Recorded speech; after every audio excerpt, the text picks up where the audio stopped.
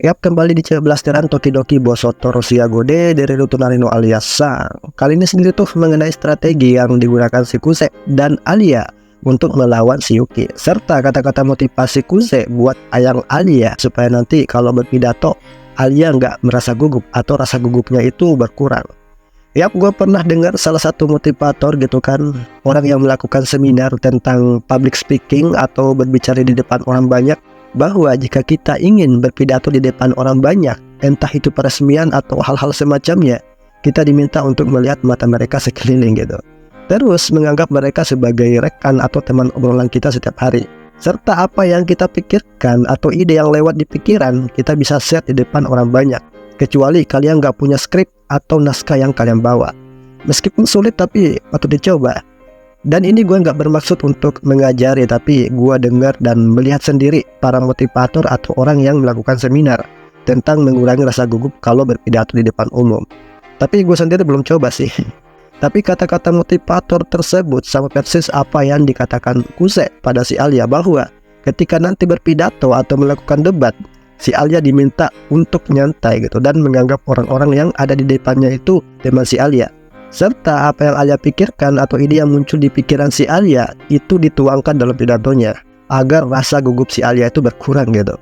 Ini sama persis apa yang dikatakan para motivator, dan Kuse pantas gitu disejajarkan sama para seminar sebagai public speaking yang jenius. Gak heran jika Alia kepincut gitu dan berdecak kagum sama kejeniusan si Kuse.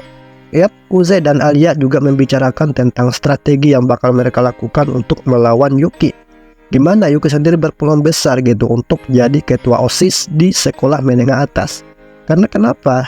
Itu karena Yuki sudah ada pengalaman jadi ketua OSIS di sekolah menengah pertama. Yang intinya dengan kepopuleran si Yuki waktu SMP itu kebawa ke sekolah menengah atas, dan orang-orang yang mengetahui hal tersebut itu pasti bakal memilih Yuki. Karena Yuki sudah ada bukti yang jelas tentang kepopuleran Yuki saat masih jadi ketua OSIS. Termasuk Yuki juga orangnya jenius gitu. Sehingga Alia tidak ada peluang untuk menang melawan Yuki. Namun Kuse sempat memberi saran bahwa Alia bisa melawan Yuki dengan cara yang berbeda, yaitu cara yang nggak dilakukan Yuki untuk menarik para siswa. Dimana Kuse sendiri memberi informasi tentang kisah inspiratif dari ketua OSIS saat ini, yaitu Kensaki Toya, yang sebelumnya orangnya introvert, culun dan juga bukan anggota OSIS.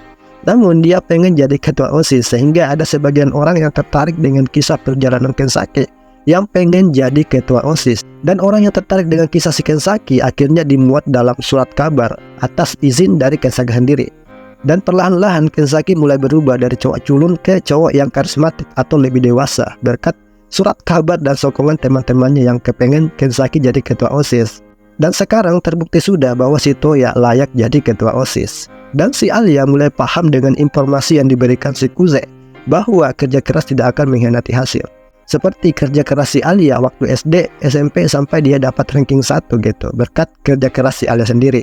Dan si Alia masih ada kesempatan buat melawan Yuki atau bisa mengalahkan Yuki.